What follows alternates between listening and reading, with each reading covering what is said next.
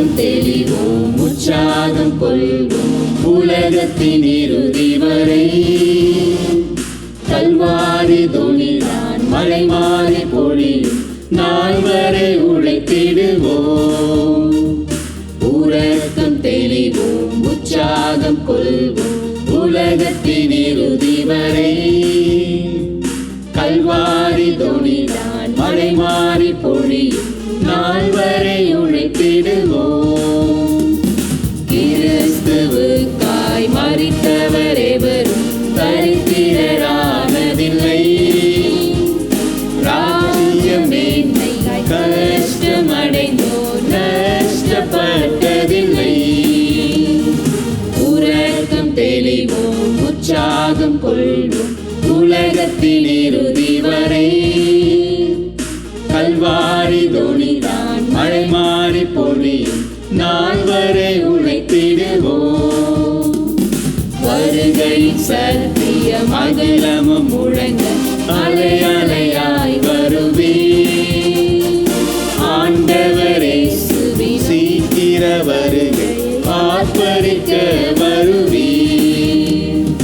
உறக்கம் தெளிவோம், உற்சாகம் கொள்வோம் உலகத்தின் இறுதி வரை.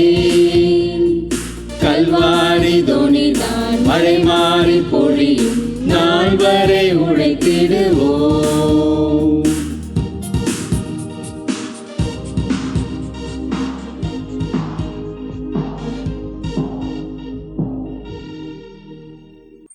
கர்த்தருக்கு ஸ்தோத்திரம். உங்களை மறுபடியுமாக சந்திப்பதில் எனக்கு மிகுந்த மகிழ்ச்சி. தேவன் உங்களையும் உங்களுடைய குடும்பத்தையும் ஆசீர்வதித்து நடத்தி வருகின்றார் என்று எனக்கு நன்றாக தெரியும். உங்களுக்காக நானும் என் குடும்பமும் ஜெபம் பண்ணி கொண்டிருக்கிறோம். அதே வண்ணமாக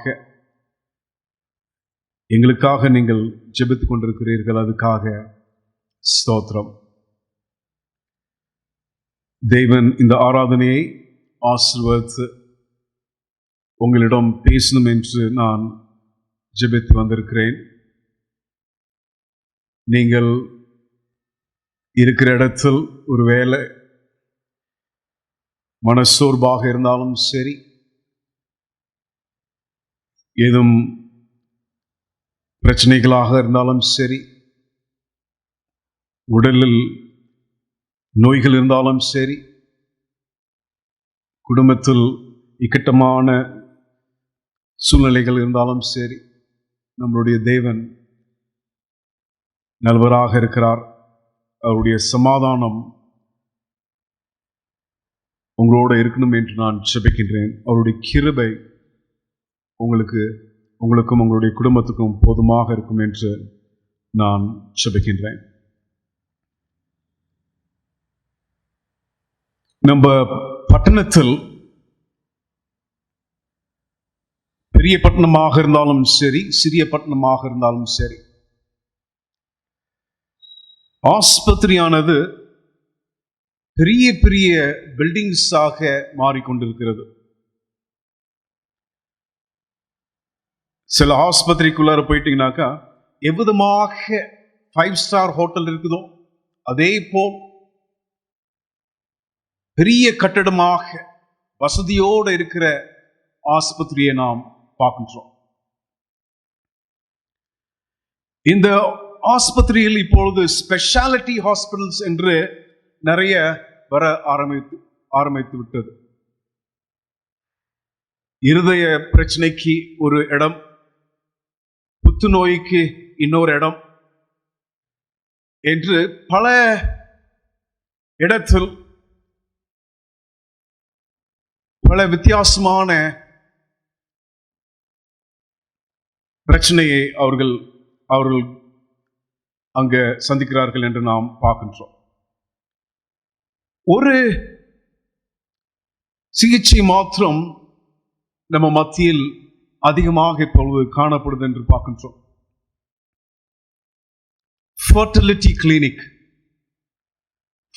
கிளினிக் என்று பார்க்கும்போது பிள்ளை இல்லாதவர்கள் கல்யாணம் முடித்து 2 வருஷமோ 5 வருஷமோ 10 வருஷமோ பிள்ளை இல்லாதவர்கள் இந்த மாதிரி ஆஸ்பத்திரிக்கு போய் சிகிச்சைக்கு பிறகு நிறைய பேருக்கு குழந்தை பிறக்குது என்று நான் வாசித்திருக்கிறேன், நீங்கள் கேட்டிருப்பீர்கள். இந்த உலகத்தில் மனிதனுடைய லைஃப் ஸ்டைல் மாற மாற தேவன் கொடுத்த ஆசீர்வாதங்கள்லாம் சில சமயம் கிடைக்காம போறது என்று நாம் பார்க்கின்றோம். சபையிலும் சரி, அக்கம் பக்கத்திலும் சரி, சொந்த பந்தத்திலும் சரி, சிலவர்களுக்கு வர வர நிறைய பேருக்கு அந்த குழந்தை பாக்கியம் இல்லாமல் போறதை நாம் பார்க்கின்றோம். நிச்சயமாகவே வேதம் சொல்றது பிரகாரமாக குழந்தைகள் தேவன் கொடுத்த மகா பெரிய ஆசீர்வாதம். நிச்சயமாகவே தேவன் வசனம் சொல்றது போல் உங்களையும் என்னையும் உங்களுடைய குடும்பத்தையும் என்னுடைய குடும்பத்தையும் உங்களுடைய கோத்திரத்தையும் என்னுடைய கோத்திரத்தையும் எப்படி பெருக செய்வார் என்று பார்க்கும்போது தேவன் நம்மளுடைய குழந்தைகள் மூலமாக. சிலவங்களுக்கு குழந்தை பாக்கியம் இல்லை, சிலவர்களுக்கு குழந்தைகள் கொடுத்திருந்தாலும் அவர்கள் தேவனுடைய வழிகளில் நடக்காமல் பெற்றோர்களுக்கும் சபைக்கும் ஒரு பெரிய வருத்தமாக இருக்கிறதை நாம் பார்க்கின்றோம். இன்றைக்கு நாம் ஒரு 3 கதை மூலமாக எப்படி உங்களுடைய பிள்ளைகளை, என்னுடைய பிள்ளைகளை, எப்படி நம்மளுடைய வாலிபர்களை நாம் வளர்க்க வேண்டும் அவருடைய பிரசனத்தில் என்று நாம் வாசிக்க இருக்கிறோம். ஜெபம் செய்வோம். கர்த்தாவே, உமது சித்தம் பிரகாரமாக எங்களை குடும்பம் குடும்பமாக ஆசீர்வதித்து வந்திருக்கிறீர், அதுக்காக ஸ்தோத்திரம். நீர் இந்த சமயத்தில் இந்த வசனங்களை நீர் ஆசீர்வதித்து இந்த வசனம் மூலமாக எங்களிடம் நீர் பேச வேண்டும் என்று நாங்கள் வாஞ்சியோடு இருக்கிறோம். எவ்விதமாக எங்களுடைய சிறு குழந்தைகளையும் வாலிபர்களையும் நாங்கள் வளர்த்து ஒரு ராஜ்யத்துக்கு கொண்டாந்து சேர்க்க வேண்டும் என்று நாங்கள் பார்க்கும்போது எங்களுக்கு அன்பும் ஞானத்தையும் நீர் தர வேண்டும் என்ற இயேசுவின் நாமத்தில் கெஞ்சும் தாடுகிறோம் பரம்பிதாவே, ஆமென். தேவன் எதுக்காக குழந்தை ஆசீர்வாதத்தை எனக்கு கொடுத்திருக்கிறார், உங்களுக்கு கொடுத்திருக்கிறார் என்று பார்க்கும்போது அவர்கள் நமக்கு ஒரு ஆசீர்வாதமாக இருந்து நம்மளுடைய கிறிஸ்துவ பயணத்தை அவர்கள் பலப்படுத்தி நாம் அவர்களுக்கு ஒரு ஆசீர்வாதமாக இருந்து அவர்களுடைய கிறிஸ்துவ பயணத்தை நாம் பலப்படுத்தி நாம் அனைவரும் குடும்பம் குடும்பமாக அவருடைய நித்திய ராஜ்யத்தில் இருப்போம் என்றுதான் தேவனுடைய திட்டம். சாலமன் ராஜா ரொம்ப அழகாக சொல்லுகின்றார். ப்ராவர்ப்ஸ் 22வது அதிகாரம் 6வது வசனத்தை நாம் வாசிக்கும் போது ப்ராவர்ப்ஸ் 22:6 வாசிக்க நாம் கேட்போம். பிள்ளையானவன் நடக்க வேண்டிய வழியிலே அவனை நடத்து, அவன் முதிர் வயதிலும் அதை விடாதிருப்பான். பிள்ளையானவனை நாம் நடத்த வேண்டிய வழியில் நடத்தணுமா? அதை சிறு வயதிலிருந்து அந்த பெண்ணையோ பையனையோ நாம் அவருடைய வழிகளில் நடத்து செல்லும் போது அவன் அதை விட்டு விலக மாட்டான் என்று நாம் வாசிக்க கேட்டோம். முதலாவதாக எப்படி சிறு பிள்ளைகளையும் வாலிபர்களையும் நாம் தேவனுடைய பிரசனத்தில் வழிகளில் நடத்தணும் என்று வாசிக்கும் போது சாமுவேல் உடைய கதை எனக்கு ஞாபகத்துக்கு வந்தது.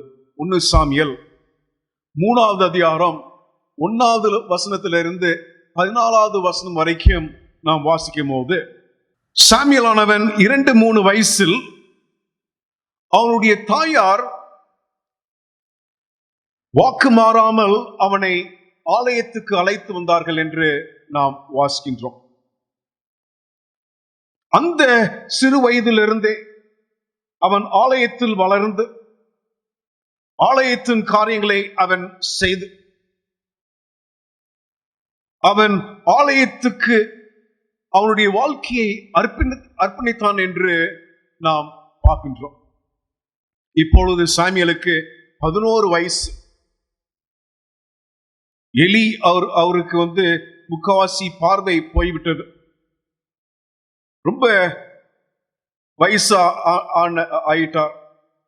சாமுவேல் அடுத்த அறையில் படுத்து தூங்குவார்.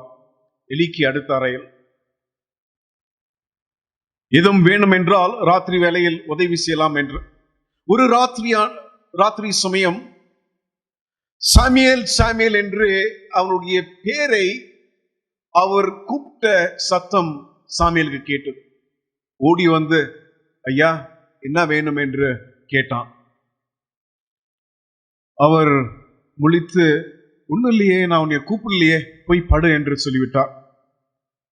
மறுபடியுமாக அந்த மூத்த ஆசாரியார் கூப்பிடுறாப்பிலேயே சாமுவேலுக்கு கேட்டது.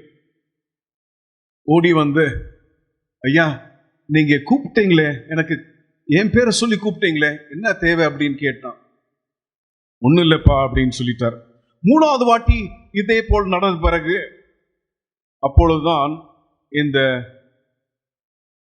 ஆசாரிக்கு புரிய ஆரம்பிச்சது, தேவன் பேச முயற்சி பண்றார் என்று.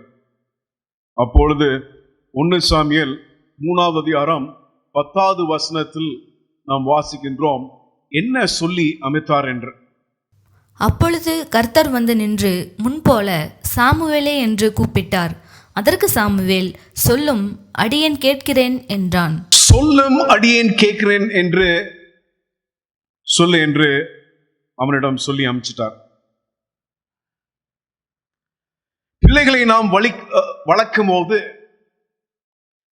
தேவனுடைய சத்தத்தை கேட்டு தேவனுடைய சத்தத்தை புரிந்து கொண்டு அது பிரகாரமாக அவர்கள் வாழ்க்கையை அமைத்துக் கொள்ள வேண்டும் என்று நாம் சொல்லி வளர்க்க வேண்டும்.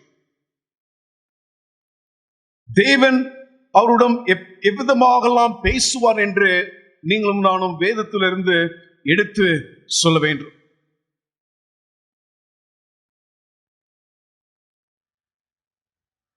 எங்களுடைய முதல் மகள் பூனாப்பட்டினத்தில் பிறந்தால், அந்த சமயத்தில்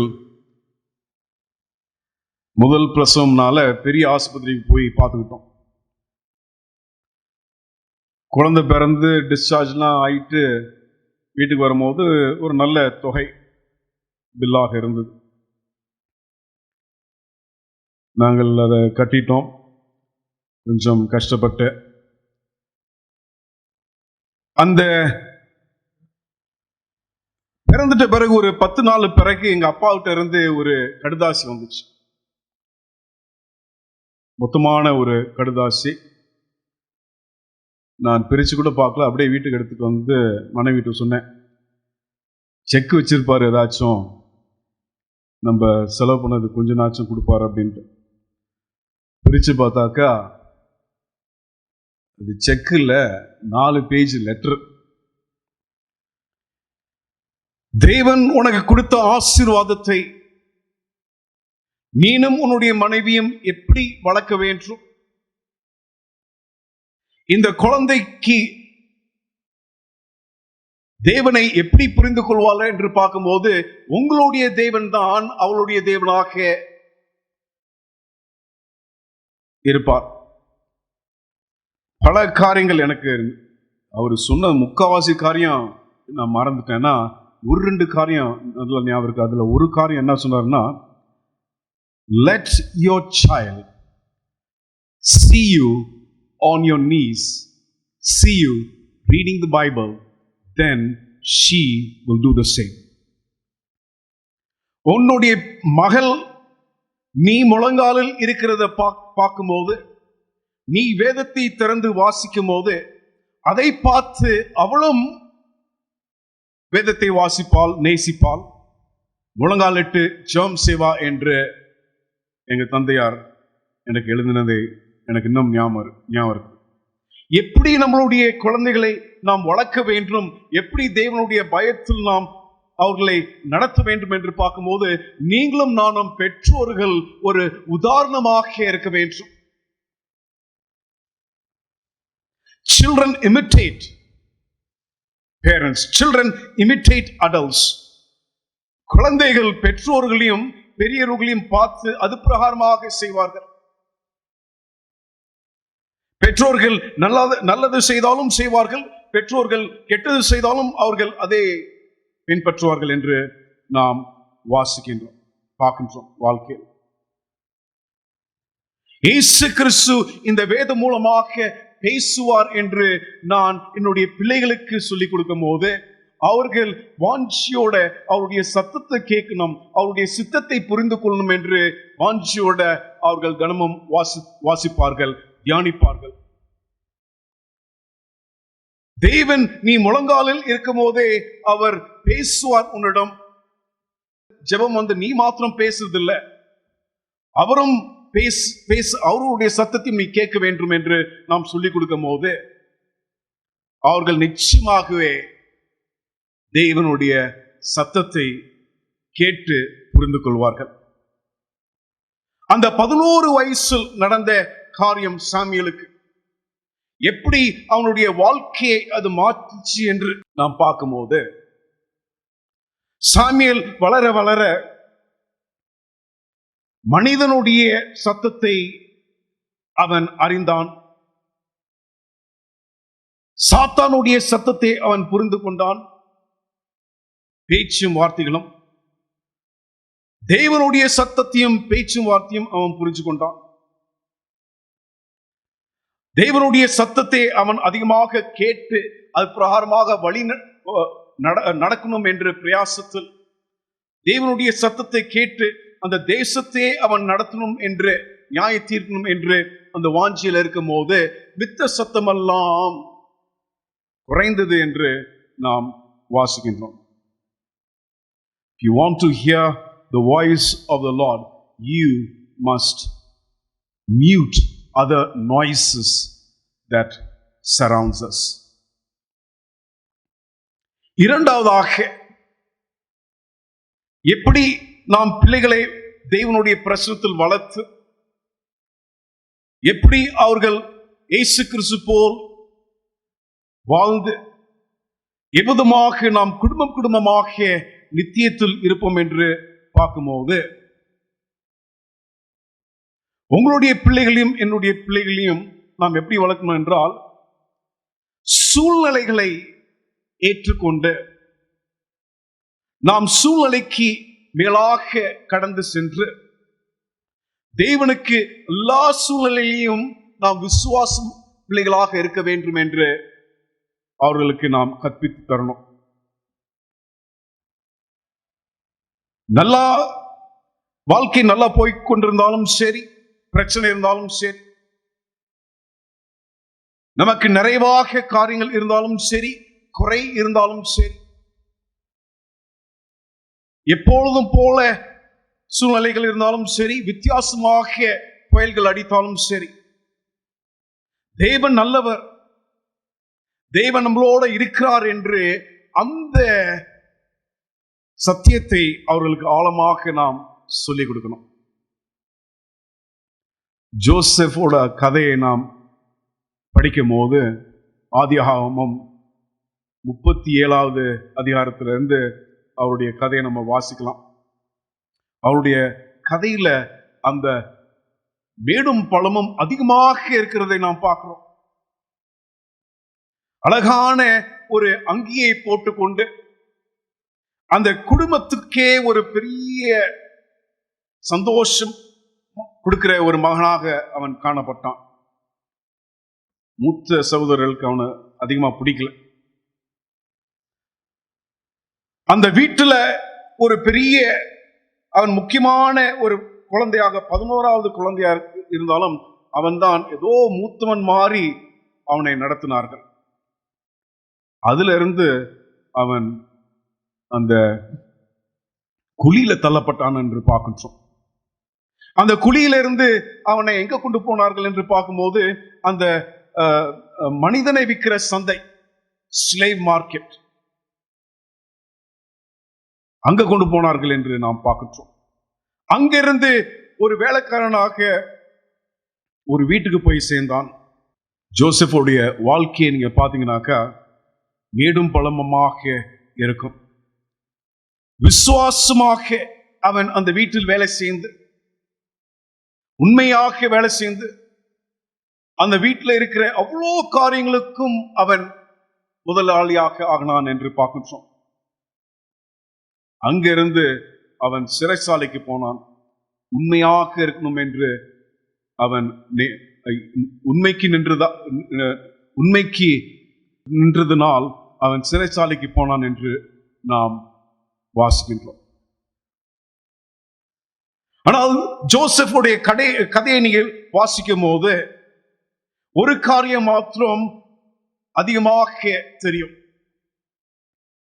இந்த மகனோட தேவன் இருந்தார்.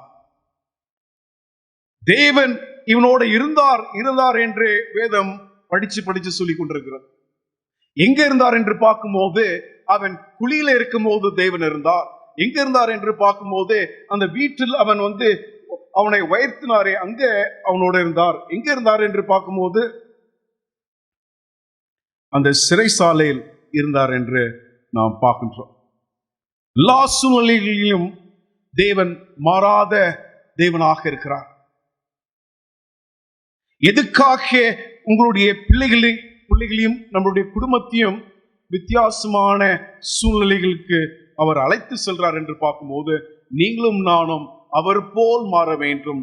நீங்களும் நானும் எல்லா வகைகளையும் நாம் எதிர்கொள்ள வேண்டும் என்று அந்த எண்ணத்தினார்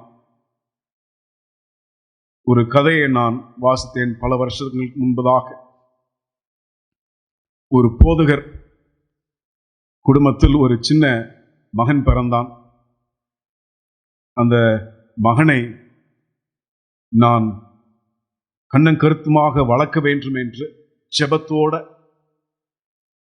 சிறு வயதிலிருந்தே இதை செய்ய வேண்டும், இதை செய்யக்கூடாது, இங்க போக வேண்டும், இங்க போகக்கூடாது,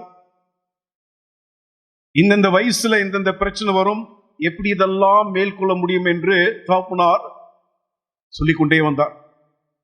தினமும் ஜெபம், கர்த்தாவே என்னுடைய மகனை நீங்கள் பாதுகாத்துக் கொள்ளுங்கள், அவன் தீமையான வழியில் நடக்கக்கூடாது, கர்த்தாவே சாத்தானானவன் அவனை வஞ்சித்திடக்கூடாது என்று தினமும் ஜெபம் பண்ணி கொண்டிருந்தார். ஒரு நாள் இந்த ஜெபத்தை செய்யும் போது தேவன் இந்த தகப்பனாரிடம் பேசினார். உன்னுடைய ஜெபத்தை நான் கேட்கின்றேன். அவன் அந்த வழியில் நடந்து விழுகாமல் நடந்தான் என்று சொல்லும் போது அவன் ஒரு நல்ல மனிதனாக ஆக முடியாது. Your son must fail and fall. அவன் தோல்வியை சந்திக்க வேண்டும், அவன் விழுக வேண்டும். அப்பொழுதுதான் என்னுடைய அன்பை அவன் முழுமையாக புரிந்து கொள்வான். எப்படி நம்மளுடைய பிள்ளைகளை வளர்க்க வேண்டும் என்று தேவன் சொல்லும் போது எல்லா சூழ்நிலைகளையும் அவர் இருக்கிறார். அந்த சூழ்நிலைக்கெல்லாம் நான் தாண்டி அவருடைய பிரச்சனத்தில் இருக்க வேண்டும். எல்லாமே அவர் மேல் நம்பிக்கை உள்ளவர்களுக்கு எல்லாமே கூடி நன்றாக வரும். நாம் காத்திருக்க வேண்டும்.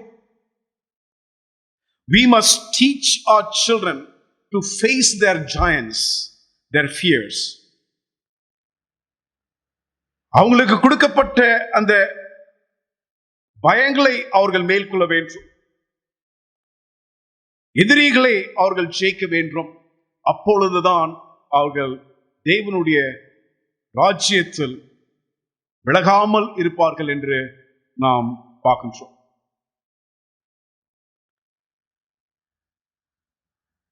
எதுக்காக பிள்ளைகளையும் வாலிபர்களையும் நம்ம கொடுத்திருக்கிறார் என்று பார்க்கும்போது, அவர்களை நீங்களும் நானும் நித்தியத்துக்கு அழைத்து செல்வோம் என்று. எதற்காக நம்ம கொடுத்திருக்கிறார் என்று பார்க்கும்போது, அவர்கள் மூலமாக நாம் ஆசீர்வதிக்கப்பட வேண்டும். கடைசியாக மூணாவதாக, உங்களுடைய பசங்களையும் என்னுடைய பசங்களையும் நாம் எப்படி வளர்க்க வேண்டும் என்று வேதம் சொல்லுகிறது. அந்த சிறு வயதில், வாலிப வயதில் தேவன் அவர்களுக்கு வைத்திருக்கிற திட்டங்களை புரிந்து கொண்டு அதை அவர்கள் ஏற்று அது பிரகாரமாக நடக்க வேண்டும். நன்றாக எனக்கு ஞாபகம் இருக்கு, தேவனுடைய திட்டங்களை பற்றி வாசிக்கும் போது நான் ஒரு இடத்தில் வாசித்தேன், God is not in the business of photocopying. தேவன் ஜெராக்ஸ் கடை வைக்கலையாம். 500 இந்த மாதிரி பண்ணுவோம், 1000 இந்த மாதிரி பிரிண்ட் பண்ணுவோம் அப்படின்ட்டு. ஒரு நபரையும் வித்தியாசமாக, ஒரு நபரையும் ஒரு திட்டத்தோட, ஒரு நபருடைய வாழ்க்கைக்கும் ஒரு அர்த்தத்தோட அவர் படைத்திருக்கிறார் என்று நாம் வாசிக்கின்றோம். அதை நம்மளுடைய சிறு பிள்ளைகளும் வாலிபர்களும் புரிந்து கொண்டால், தேவன் என்னை நேசிக்கிறார், தேவன் எனக்காக ஒரு திட்டத்தை வைத்திருக்கிறார். நிறைய வாலிபர்களுக்கு என்ன தெரியும் என்று பார்க்கும்போது, பெற்றோர் என்ன சொல்றாங்களோ அது பிரகாரமாக அவங்க வாழ்க்கைகளை அமைச்சுக்கிறார்கள். சில சமயம் அவர்களுடைய மனசில் எது படுதோ அது பிரகாரமாக அவங்க வாழ்க்கையை அமைத்துக் கொள்கிறார்கள். எல்லாவற்றுக்கும் மேலாக தேவனுடைய சித்தம், God's purposes, அவருடைய திட்டங்கள் இருக்குது. அதை அறிந்து கொண்டால் நிச்சயமாகவே அவர்கள் அவருடைய வழிகளிலிருந்து விலகாமல் இருப்பார்கள் என்று நாம் வாசிக்கின்றோம். யோவான் 6:9 ஒரு சிறிய கதையை நாம் வாசிப்போம். யோவான் 6:9. இங்கே ஒரு பையன் இருக்கிறான். அவன் கையில் 5 வார்கோதுமை அப்பங்களும் 2 மீன்களும் உண்டு. ஆனாலும் அவைகள் இத்தனை ஜனங்களுக்கு எம்மாத்திரம் என்றான். கிறிஸ்துவானவர் திரளான மக்களுக்கு போதித்துக் கொண்டு இருக்கும் போது சமயம் கடந்தது என்று நாம் வாசிக்கின்றோம். அந்த பகுதியில் ஒரு கடை எதுவும் இல்லாத, வசதி எதுவும் இல்லாத சூழ்நிலையை பார்த்து இயேசு கிறிஸ்து சீடர்களை பார்த்து சொல்றார், இவர்களுக்கு ஏதாச்சும் சாப்பிட கொடுங்கள் என்று. அவர்களிடம் அவ்வளவு பணமும் இல்லை, வாங்குறதுக்கு வசதிகளும் இல்லை.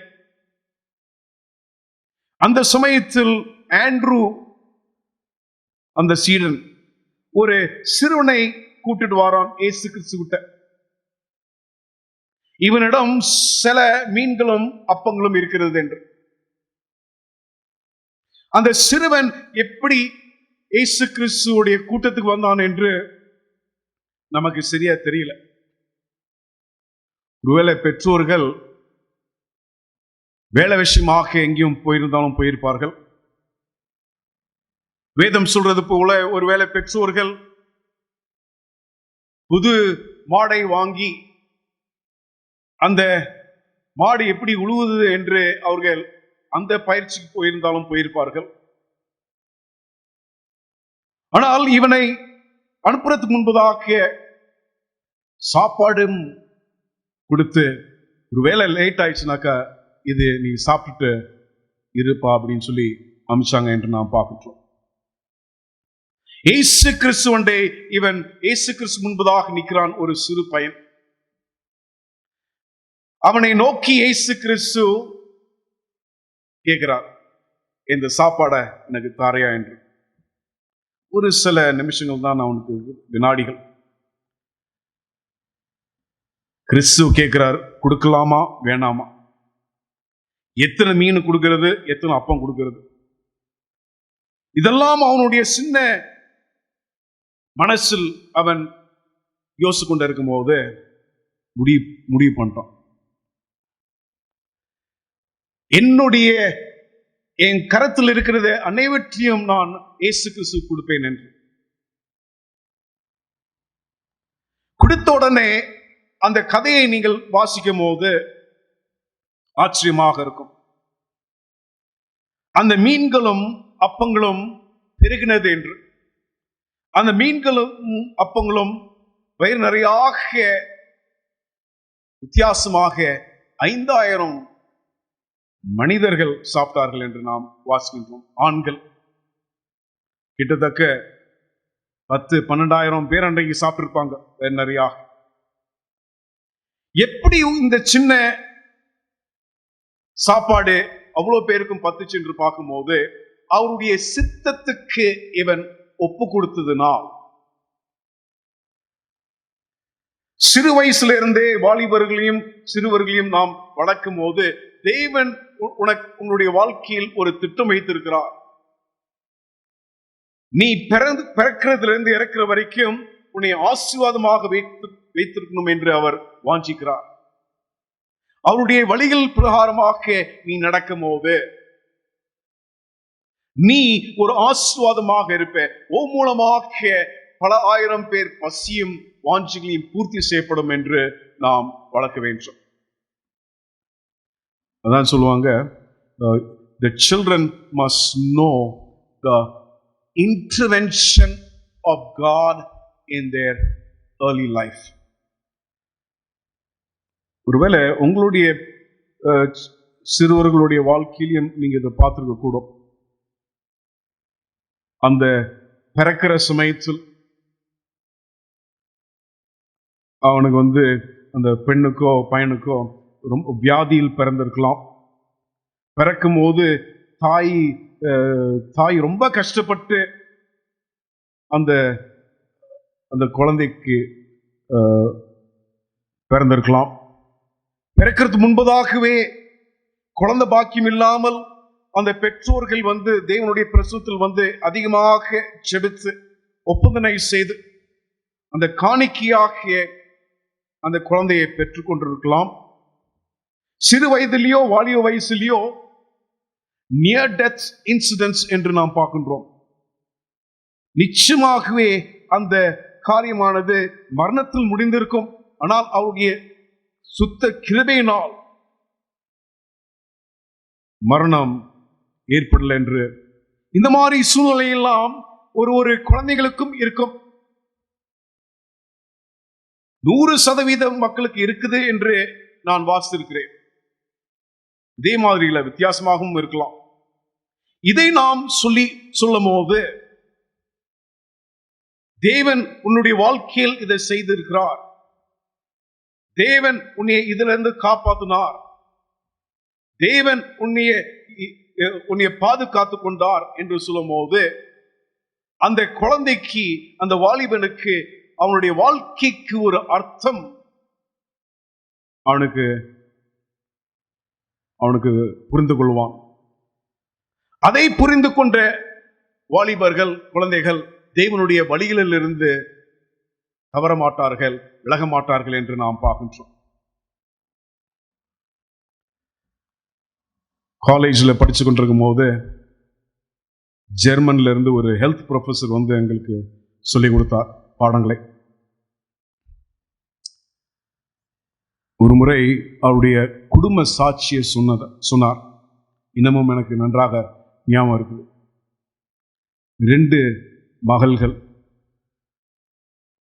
எவ்விதமாக அந்த குடும்ப ஜெபத்தில் ஒரு நாளும் கலந்து கொண்டார்கள். சிறு வயதிலிருந்து அவர்கள் இருவரையும்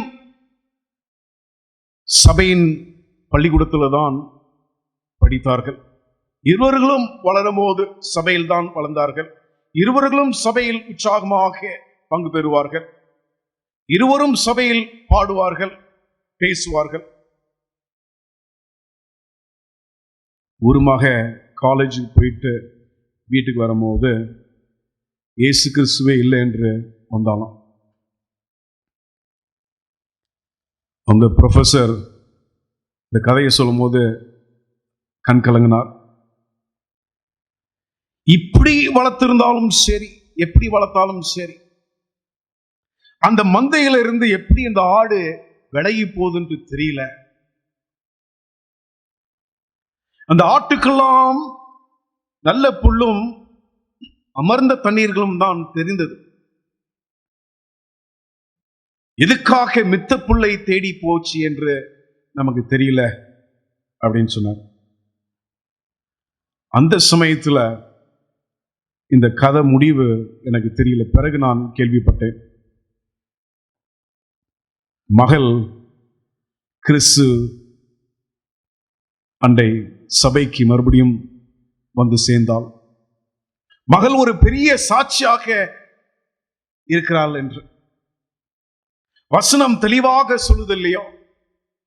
நீங்களும் நானும் ஜெபத்தோட கண்ணீரோட இந்த வேதம் மூலமாக நாம் பிள்ளைகளை வளர்க்கும் போது, நித்தியத்துக்கு என்று வளர்க்கும் போது, இவர்களை தேவன் கொடுத்திருக்கிறார், எப்படியாச்சும் நான் அந்த ராஜ்யத்திலே கொண்டு போய் சேர்த்துருவேன் என்று அந்த வாஞ்சியோட வளர்க்கும் போது, அவர்கள் விலகி போனாலும்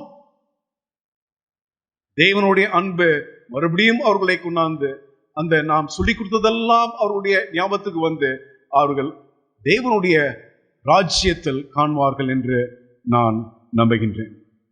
கர்த்தர் உங்களுக்கும் எனக்கும் பிள்ளைகள் பாக்கியத்தை கொடுத்திருக்கிறார்.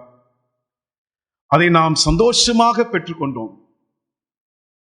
அவர்களை கரை சேர்க்கிற வரைக்கும் முழங்காலில் இருந்து அவர்களுக்கு தேவன் என்ன செய்தார் என்று நீங்கள் சொல்லுங்கள்.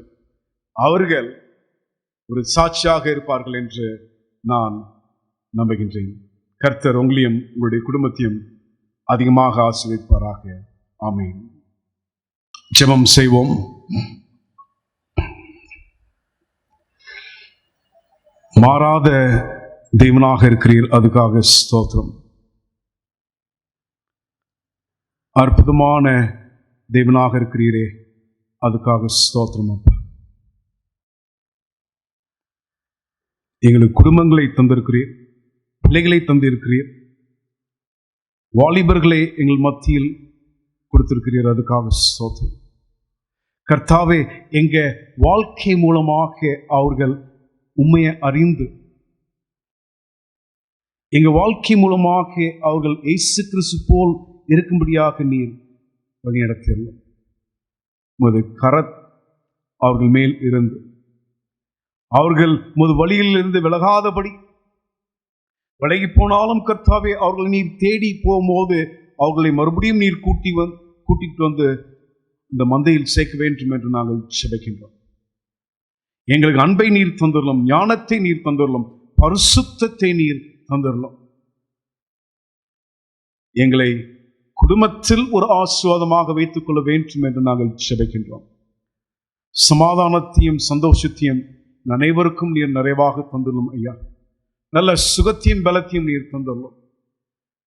எங்களை அற்புதமாக வழிநடத்த வேண்டும் என்ற உமது ராஜ்யத்தில் நாங்கள் குடும்பமாக காணப்பட வேண்டும் என்ற இயேசுவின் நாமத்தில் கெஞ்சி அடைக்கிறோம் பரம்பிதாவே. ஆமென். பிதாவின் அன்பும் கிறிஸ்துவின் கிருபையும் பரிசுத்த ஆவியின் வல்லமையும் வரங்களும் உங்களோடையும் உங்களுடைய குடும்பத்தோடையும் விசேஷமாக உங்களுடைய குழந்தைகளோடையும் வாலிபர்களோடையும் இன்றும் என்றும் இருப்பதாக. ஆமென்.